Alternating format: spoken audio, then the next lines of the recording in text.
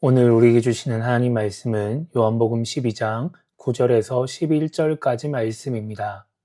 유대인의 큰 무리가 예수께서 여기 계신 줄을 알고 오니 이는 예수만 보기 위함이 아니요 죽은 자 가운데서 살리신 나사로도 보려 함이러라. 대제사장들이 나사로까지 죽이려고 모의하니 나사로 때문에 많은 유대인이 가서 예수를 믿음이러라. 아멘. 우리는 지난주 사무엘상 30장 21절에서 25절까지 말씀을 통해 교회에 대해서 생각해 봤습니다. 사울을 피해 도망다니다가 블레셋 땅에 정착한 다윗과 그의 부하들은 아말렉의 공격으로 가족들과 재산을 빼앗기게 됩니다. 그래서 다윗과 그의 부하들은 빼앗긴 것을 되찾기 위해 아말렉을 쫓아가게 되죠. 그런데 그러다가 중간에 지친 사람들이 발생을 하게 되고 그들을 부솔 시내에 남겨두게 됩니다. 그리고 다른 사람들을 데리고 나머지 사람들을 데리고 이 아말렉을 쫓아가게 되는 거예요. 결국 다윗과 그의 부하들은 이 아말렉을 공격해서 가족들과 재산을 되찾아옵니다. 그리고 전리품도 챙겨서 오게 됩니다. 그리고 돌아오는 길에서 이제 이 부솔 시내에 남겨있던 사람들을 만나게 될 때 그때 다윗은 아말렉과 싸운 사람들 그리고 아무런 싸움에 참여하지 않고 부솔 시내에 남아있던 모든 사람들에게 동일하게 이 전리품을 분배하겠다라고 이야기를 합니다. 왜냐하면 전투의 승리는 사람의 수고로 인해서만 이루어진 것이 아니라 하나님의 은혜로 이루어진 것이기 때문입니다. 교회는 하나님이 세우신 공동체입니다. 그리고 하나님의 은혜로 이어져가는 공동체입니다. 우리가 하나님의 은혜를 인정하지 않고 사람의 수고만 따지게 된다라고 한다면 눈에 보이는 그 수고만 인정한다라고 한다면 우리는 눈에 보이지 않는 수고를 인정하지 않게 되고 결국은 교회는 하나님이 주인이 되는 교회가 되는 것이 아니라 사람이 주인이 되는 그런 교회가 되어버리게 됩니다. 그렇기 때문에 우리가 하나님의 은혜를 인정함으로써 서로의 수고를 인정하고 사람을 차별하지 않는다라고 한다면 모두가 함께 하나님의 은혜를 누리는 교회가 될 수 있다라고 하는 말씀을 지난주에 함께 나누었습니다. 오늘 우리가 읽은 말씀은 다시 요한복음으로 와서 유대인들의 모습을 보여주고 있습니다. 9절을 보면 유대인의 큰 무리가 예수님이 여기 계신 줄 알고 왔다 이렇게 말씀하고 있습니다. 9절에서 말씀하고 있는 여기라고 하는 장소는 베다니를 의미합니다. 요한복음 12장 1절에서 나오는 말씀처럼 예수님이 이 당시에는 유월절을 앞두고 베다니에 머물러 계셨습니다. 근데 그것을 알고 사람들이 찾아온 거예요. 그런데 이 사람들이 예수님만 보기 위해서 이 베다니에 온 것이 아니라 예수님이 살리셨다라고 하는 나사로도 보기 위해서 이 베다니에 오게 됩니다. 그렇게 많은 사람들이 예수님을 찾아오고 또 예수님을 믿게 되니까 예수님을 죽이기로 결의했던 대제사장들, 유대교의 지도자들은 또 다른 모의를 하게 됩니다. 10절 말씀을 보면 대제사장들이 나사로까지 죽이려고 모의했다 이렇게 말씀합니다. 사람들이 예수님을 믿게 만든 그 증거, 나사로라는 사람을 없애서 유대인들이 예수님을 믿지 못하게 하려는 것입니다. 우리가 그동안 살펴봤던 요한복음 말씀을 보면 유대인들은 예수님을 미워했습니다. 요한복음 5장에 보면 유대인들은 예수님을 박해하고 예수님을 죽이려 했다 이렇게 말씀합니다. 여기서 죽이려 한다라고 하는 것은 정말 그 당시에 예수님을 죽이기 위해서 어떤 행동을 했다라는 것이 아니라 예수님을 죽일 방법을 찾고 죽이기 위한 계획을 세웠다라고 하는 거예요. 그러니까 머릿속으로 그냥 생각으로 어떠한 계획을 세우는 그런 일들을 한 것이죠. 그런데 요한복음 8장과 10장에 넘어오게 되면 유대인들이 예수님을 돌로 치려고 하게 됩니다. 5장에서는 예수님을 죽이기 위한 생각을 하고 계획을 세우고 뭔가 머릿속으로만 그 일들을 행했는데 18장과 10장에 넘어오니까 실제로 예수님을 죽이려고 하는 행동으로 그 생각이 발전하게 되는 것입니다. 이것은 대제사장들과 바리새인들도 마찬가지였습니다.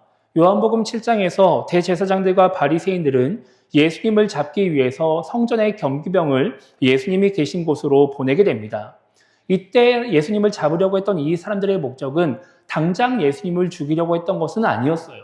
예수님을 죽이려고 하기에는 명분이 부족했기 때문에 사람들의 인식이 있었기 때문에 무언가 예수님을 잡아서 사람들과 떨어뜨려 놓으려고 하는 그런 의도가 더 컸습니다. 그리고 9장에 가면은 이 대제사장들과 바리새인들은 사람들에게 예수를 그리스도로 시인하면 예수를 메시아로 인정하면 유대교에서 출교하겠다라고 협박을 합니다. 그러니까 예수라는 사람을 만나서 그의 말씀을 들어도 그 사람을 메시아로 인정하지 말아라. 이렇게 그냥 경고만 하고 있는 거예요. 그런데 요한복음 11장에 넘어오면 이 사람들은 예수님을 죽이기로 공식적인 결정을 내리게 됩니다. 이제 예수를 죽여야 되겠다. 이제 우리가 행동을 해야 되겠다라고 결정을 하게 되는 거예요. 그리고 오늘 이 요한복음 12장에 오면 예수님에게 도움이 되는 사람까지 죽이려고 하게 되는 것이죠. 그러니까 시간이 흐를수록 예수님에 대한 미워하는 마음들이 조금씩 커지게 되는 것이고 그 마음을 가지고 행동하는 행동의 폭이 넓어지는 것이고 더 행동이 구체화되기 시작한다라고 하는 것이죠. 그러니까 처음에 그 작은 마음들, 작은 생각들이 시간이 흐를수록 점점 커지고 예수님에게 큰 위협이 되기 시작했다라고 하는 것입니다. 그런데 우리가 성경을 읽다 보면 왜 유대인들과 유대교의 지도자들이 이렇게 예수님을 미워하는지, 죽이고 싶어 하는지 이해가 안 될 때가 많이 있습니다. 예수님이 무언가 사기를 친 것도 아니고 거짓말을 한 것도 아니고 그렇다고 해서 그들에게 엄청난 피해를 주면서 뭔가 나쁜 행동을 한 것도 아닌데 이렇게 유대인들과 이 지도자들은 예수님을 죽이려고 하는 것이죠. 예수님이 전하는 말씀을 들음에도 불구하고 예수님이 전하시는 기적을 보고 있음에도 불구하고 그들은 예수님을 메시아로 인정하지 않고 예수님을 죽이려고 한다라고 하는 거예요. 왜 유대인들과 유대교의 지도자들이 이렇게 예수님을 죽이려고 하고 미워하느냐라고 한다면 그 이유는 우리 인간이 갖고 있는 죄성 때문에 그렇습니다. 그 죄성이 우리의 본성이기 때문에 그런 거예요. 아담과 하와로 인해서 이 죄성이 우리 안에 들어왔습니다. 이 죄성이 우리 안에서 어떤 역할을 하느냐? 우리로 하여금 계속해서 잘못된 생각을 하게 만들고 죄를 짓는 생각을 하게 만들고 부정적인 생각을 하게 만드는 것이죠. 이 유대교의 지도자들, 유대인들도 마찬가지입니다. 이들도 인간이다 보니까 이 안에 있는 죄성이 자꾸 작용을 해서 예수님을 향해서 미워하게 만들고 그리고 그 예수님을 죽이려고 하는 행동을 계속해서 하게 만드는 것입니다. 이것이 죄의 속성이기 때문에 그런 것이죠. 여러분 성경에 보면 성경에서 안 좋게 말하는 것들이 있습니다. 그게 보통 죄, 부정 이런 것들이에요. 안 좋은 행동 이런 것들이죠. 근데 이렇게 성경에 나오는 안 좋은 것들에 보면은 그것들의 속성이 있는데 그 속성이 비슷합니다. 죄도 그렇고 부정적인 생각도 마찬가지고 다 비슷한 모습들을 보여요. 그 중에 속성 중에 대표적인 것이 무엇이냐면 전이성이라고 하는 겁니다. 전이가 된다라고 하는 거예요. 퍼져나간다라고 하는 것이죠. 여러분 성경에 보면 이 부정이라고 말하는 것, 이 정결하지 않다, 깨끗하지 않다라고 말하는 것은 전이가 됩니다. 퍼지게 되어 있어요. 그래서 만약에 어떠한 부정적인 물건이 있는데 그것을 사람이 만진다라고 한다면 그 부정이 사람에게 전이가 됩니다. 사람도 그 더러운 물건 때문에 함께 더러워지게 되는 거예요. 만약에 부정한 사람, 깨끗하지 않은 더러운 사람이 있다라고 한다면 그 더러운 사람과 접촉하게 되었을 때 그 다른 사람도 함께 더러워진다라고 하는 것이죠. 죄도 마찬가지입니다. 죄를 지었을 때 그 죄가 죄를 지은 그 사람에게서 끝나는 것이 아니라 다른 사람에게 전이가 돼요. 그래서 우리가 아담과 하와의 모습을 보면 하와가 하나님 말씀을 어기고 선악과를 먹습니다. 먹고 자기 혼자 먹고 즐거워하면서 끝나나요? 그렇지 않죠. 아담에게 줘요. 아담에게 주어서 아담도 같이 죄를 짓게 만들어요. 아담과 하와뿐만 아니라 모든 사람들이 마찬가지입니다. 죄를 짓는 사람들, 잘못된 행동을 하는 사람은 자기만 혼자 그 잘못된 행동을 하면서 즐거워하고 잘못된 길로 나아가지 않습니다. 다른 사람도 함께 끌어당기는 거예요. 그렇게 함께 죄를 짓게 만드는 것이죠. 이것이 성경에서 말하는 안 좋은 것들의 그런 속성이다라고 하는 거예요. 그럼 반대로 좋은 것들, 성경에서 말하는 정결하다 아니면 올바른 행동 이런 것들은 잘 전이가 되지 않습니다. 퍼져나가는 영향력이 없어요. 그래서 앞서 말씀드린 것처럼 정결한 것과 부정한 것이 있었을 때 이 정결과 부정이 딱 닿으면 이 부정한 것이 정결한 것 때문에 깨끗해지는 것이 아니라 이 부정한 것 때문에 정결한 것이 더러워지는 거예요. 죄를 짓는 사람과 죄를 안 지은 사람이 만나면 죄를 안 지은 사람 때문에 이 죄를 지은 사람이 회개하고 깨끗해지는 것이 아니라 죄를 안 짓던 사람이 죄를 짓게 되는 것이죠. 그게 바로 이 안 좋은 것들의 속성이다라고 하는 거예요. 그래서 우리의 실생활에서 보면 이렇습니다. 우리가 만약에 누군가에 대해서 칭찬하는 말, 좋은 말을 막 하고 다녀요. 그러면 그런 이야기들은 생각보다 많이 퍼져나가지 않아요. 그런 누군가에 대한 좋은 이야기들을 사람들이 막 널리 알리지 않습니다. 그런데 누군가에 대해서 안 좋은 이야기, 소위 뒷담화라고 하는 이야기들을 하면은 나는 한 명한테만 얘기했을 뿐인데 삽시간에 그 이야기가 쫙 퍼져서 모든 사람이 그 사람을 미워하는 상황이 발생하기도 하는 거예요. 이게 안 좋은 것들의 전염성의 결과인 것이죠. 그래서 우리가 하는 이야기들을 들어보면 모방범죄라고 하는 이야기는 많이 듣습니다. 잘못된 행동을 자꾸 본받아서 같이 범죄를 저지르는 거예요. 근데 우리가 모방선행이다, 이런 이야기는 잘 하지 않죠. 물론 좋은 행동을 본받는 사람들이 있긴 하지만 무언가 안 좋은 행동만큼 영향력이 없기 때문에, 널리 퍼지지 않기 때문에 그런 말을 사용하지 않는다라고 하는 거예요. 그런데 이것이 우리 안에서도 동일하게 작용을 한다라고 하는 거예요. 이 죄성이라고 하는 것이 우리 안에서 계속해서 영향력을 가지고 그 영향력을 행사하게 된다라고 하는 것이죠. 오늘 말씀에 나오는 유대인들과 혹은 유대교의 지도자들처럼 뭔가 우리 안에 있어서 이 죄성이 먼저 잘못된 생각을 하게 만듭니다. 죄를 짓는 생각을 하게 만들고 부정적인 생각을 하게 만들어요. 근데 그 생각으로 그것이 멈추는 것이 아니라 그것이 점점 더 우리 안에서 커지게 된다라고 하는 거예요. 부정적인 생각을 가지고 있으면 우리 안에서 부정적인 마음을 갖게 되는 것이고, 이 부정적인 마음이 다시 한번 우리로 하여금 부정적인 생각을 하게 만들면서 이 안 좋은 것들이 계속 우리 몸을 도는 거예요. 그러면서 점점점 커지게 되는 겁니다. 그러니까 처음에는 작은 생각이었는데 그것이 무언가 작은 행동으로 이어지게 만들고 조금 더 큰 생각으로 이어지게 되고 큰 행동을 하게 만들면서 결국 어떻게 되는 거예요? 우리나라 속담에 있듯이 바늘도둑이 후도둑이 되는 그런 상황이 만들어지게 되는 것이죠. 이게 우리 안에서도 동일하게 이루어진다라고 하는 거예요.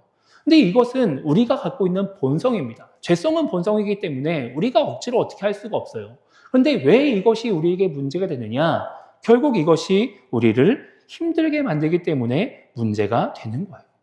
이렇게 우리가 갖고 있는 죄성, 그 죄성으로 인해서 잘못된 생각이 점점 커지고 죄를 짓는 생각이 점점 커지고 부정적인 생각이 점점 커지는 것이 결국 우리를 행복하지 않게 만들고 우리의 삶의 여러 가지 문제를 겪게 만들기 때문에 우리에게 문제가 된다라고 하는 것이죠. 여러분, 예를 들어서 이렇게 한번 생각해 볼 수가 있습니다. 여러분, 우리가 다른 사람의 행동을 바라볼 때 우리는 먼저 머리로 그 사람의 행동을 판단을 하게 됩니다. 그러면서 그 사람의 행동이 옳은가, 옳지 않은가, 저 사람이 지금 좋은 행동을 하는가, 좋지 않은 행동을 하는가를 먼저 머리로 판단을 하게 돼요. 그러면 그 생각이 어디로 가냐면 마음으로 가요. 그래서 그 사람을 대하는 나의 태도로 혹은 편견으로 내 마음속에 자리 잡게 되는 것이죠.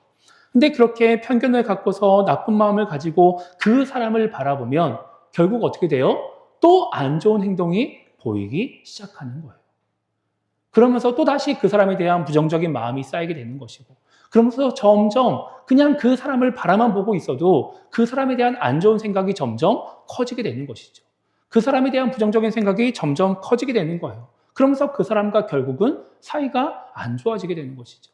내가 그 사람에 대한 안 좋은 마음을 가지고 있다 보니까 뭔가 말을 해도 퉁명스럽게 말을 하게 되고 뭔가 대화를 해도 그냥 적당히 대화를 하게 되고 그러면서 실제로 관계가 어려워지고 깨어지는 일들이 우리 삶 속에서 발생하게 되는 거예요. 그러면 누가 어려움을 겪어요? 내가 어려움을 겪는 것이죠. 저 사람 꼴 보기 싫은데 자꾸 내 앞에 보이니까 나 혼자 힘들어하는 거예요. 그 사람이 별다른 행동을 하지 않아도 그냥 내가 불편하고 내가 귀찮고 내가 힘들고 내가 어려워지고 그런 나의 잘못된 생각이 잘못된 마음이 결국은 나를 어렵게 만드는 것이죠. 이것은 다른 사람에 대한 것도 마찬가지지만 다른 모든 것에서도 동일하게 작용을 하는 겁니다. 때로는 어떤 사람은 자기 자신에 대해서 부정적인 생각을 가지고 있을 때가 있어요. 내 자신의 능력에 대해서, 현실에 대해서 부정적인 생각을 가지고 또 그것을 가지고 부정적인 마음을 갖게 되고 그런 나를 바라보면서 또 마음에 안 들고 그러면서 점점 자기 자신을 미워하는 사람들이 있습니다. 때로는 내가 속해 있는 가정이나 공동체, 교회나 사회, 나라에 대해서 부정적인 생각을 가지고 바라보는 사람들이 있어요. 그럼 계속해서 그것이 부정적인 마음을 통해서 점점 더 커지게 되는 것이죠. 그러면 누가 괴로워요? 내가 괴로운 거예요. 그런 내 모습 때문에 내가 괴로운 것이고 내가 이런 가정에 속해 있는 것 때문에 내가 괴로운 것이고, 내가 이 나라에서 살고 있는 것이 때문에 내가 괴로운 것이고, 그렇게 내가 나를 힘들게 하는 그런 상황들이 우리 안에 일어나게 되는 겁니다. 그러면 그 작은 생각 때문에 우리는 불행해지는 거예요. 행복을 잃어버리게 된다라고 하는 것이죠. 그래서 우리가 행복한 삶을 살려고 한다면 이 잘못된 생각을 끊어내야 되는 겁니다. 이 잘못된 생각이 잘못된 마음을 만들지 않도록, 이 잘못된 마음이 다시 나로 하여금 더 큰 잘못된 생각을 하지 않도록 그것을 끊어내야 우리가 이 불행한 삶을 끝내고 행복한 삶을 살아갈 수가 있게 된다라고 하는 거예요. 그 생각을 끊어낼 수 있도록, 그 잘못된 생각이 점점 커지지 않도록 그것을 붙잡아 줄 수 있는 것이 무엇이냐? 성경은 그것을 하나님의 말씀이라고 이야기를 합니다. 하나님의 말씀이 우리로 하여금 그 잘못된 생각들, 부정적인 생각들, 죄를 짓게 만드는 그 생각을 끊어내서 우리로 하여금 불행한 삶에서 행복한 삶으로 인도할 수 있다라고 말씀을 하고 있는 것입니다. 사무엘하 11장을 보면 다윗의 모습이 기록되어 있어요. 이때 다윗이 무엇을 하고 있냐면 자신의 군인들이 다 전쟁에 나가 있고 혼자 왕궁에 머물러 있었습니다. 자신이 전쟁에 나가지 않아도 될 만큼 그렇게 큰 전쟁이 아니었던 것 같아요. 그래서 이때 다윗의 마음은 평안했습니다. 아주 즐거웠어요. 그렇게 편안하게 지내고 있는 가운데 어느 날 저녁에 왕궁 옥상에 거닐고 있다가 어떤 여인이 목욕하는 모습을 보게 됩니다. 근데 그 모습이 너무 아름다운 거예요. 그렇게 아름다운 모습을 보고서 아름답구나, 참 저 여인 아름답구나 이렇게 생각하고 끝나면 참 좋았을 텐데 다윗의 마음이 그렇지 않았습니다. 그래서 그 다음날 어떻게 하느냐, 사람을 시켜서 그 여인이 누구인지 알아보게 돼요. 그러고 나서 그 여인이 우리아의 아내인 밧세바라고 하는 것을 알게 됩니다. 우리아가 누구냐면 지금 전쟁에 나가 있는 다윗의 신하였어요. 그러면은 이 밧세바라는 여인이 자기의 신하의 아내이고 남편이 있는 여자이기 때문에 내가 더 이상 저 여자에게 관심을 갖지 말아야 되겠다 이렇게 생각하고 끊어내야 되는데 다윗이 그렇지 않았습니다. 그래서 어떻게 하느냐, 이 밧세바를 불러서 동침을 하게 돼요. 그리고 밧세바가 임신을 하게 되죠. 밧세바가 임신했다는 소식을 들은 다윗은 전쟁터에 사람을 보내서 밧세바의 남편인 우리아를 오게 합니다. 그리고 우리아에게 전쟁터의 상황을 물어보고 수고했다고 말하면서 집에 가서 쉬게 해줘요. 집에 가서 아내와 시간을 보내라고 하는 것이죠. 그런데 이 충직한 군인이었던 우리아는 집에 가지 않고 부하들과 함께 잠을 자게 됩니다. 다들 전쟁에서 수고하고 있는데 어떻게 내가 군인으로서 집에서 쉴 수 있냐고 이야기를 하면서 집에 가지 않는 거예요. 다윗은 우리아를 집에 보내서 밧세바와 동침하게 함으로써 자신의 잘못을 감추려고 했습니다. 그런데 우리아가 자신의 뜻을 따라주지 않아요. 자신의 계획이 어그러지는 거예요. 그래서 어떻게 하느냐, 우리아를 다시 전쟁터에 돌려보내면서 그 전쟁을 지휘하는 지휘관에게 편지를 써서 보냅니다. 우리아를 맹렬한 싸움에 앞세워 보내고 다른 군인들은 뒤로 물러서서 우리아를 죽게 만들어라 이렇게 명령을 하게 돼요. 그래서 우리아는 결국 전쟁터에서 죽게 됩니다. 그리고 다윗은 무엇을 하느냐, 장례를 마친 밧세바를 왕궁으로 데리고 와서 자신의 아내를 삼게 됩니다.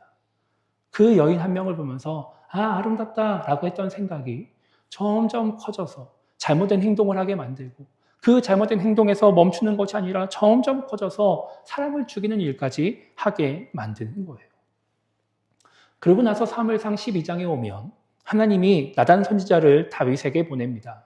그리고 다윗의 잘못된 행동을 책망하세요.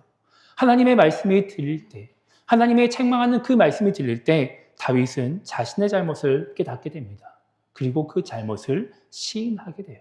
그때 다윗의 잘못된 생각이 멈추게 됩니다. 잘못된 행동을 멈추게 되는 거예요. 그제서야 그 생각이 끊어지게 되었다라고 하는 것이죠. 여러분, 우리가 잘못된 생각을 하고 그 생각이 우리의 마음을 타고 점점 커져갈 때, 그래서 나로 하여금 잘못된 행동을 하게 하고 그래서 우리 자신을 점점 더 힘들게 만들 때 우리의 의지로 그것을 멈추게 하기가 참 어렵습니다. 우리의 의지로 그 잘못된 생각을 끊어내고 잘못된 행동을 멈춘다라고 하는 것은 정말 어려운 일인 거예요. 그래서 우리의 행동으로는 그것을 할 수가 없는 것이죠. 그래서 우리의 잘못된 생각을 멈추고 잘못된 행동을 멈추게 하는 것은 하나님의 말씀밖에 없는 거예요. 하나님의 말씀을 듣고 하나님의 말씀을 읽으면서 그 생각이, 그런 행동들이 잘못되었다라고 하는 것을 깨달을 때 우리는 멈출 수가 있는 겁니다. 그래야 그 행동으로 인해서, 그러한 생각으로 인해서, 그런 마음으로 인해서 우리가 힘들어지지 않고 불행해지지 않고 어려움을 겪지 않을 수 있게 된다라고 하는 거예요. 그것이 바로 하나님의 말씀을 통해서 우리가 누릴 수 있는 유익인 것이죠. 그런데 많은 신앙인들이 하나님의 말씀을 듣고 읽으면서도 우리의 잘못된 생각들, 잘못된 마음, 잘못된 행동을 멈추려고 하지 않습니다. 하나님의 말씀은 그냥 하나님의 말씀인 것이고 내 생각은 내 생각이라고, 하나님의 말씀은 하나님의 말씀인 것이고 내 삶은 그냥 내 삶이라고 생각하면서 그냥 그대로 살아가게 되는 거예요.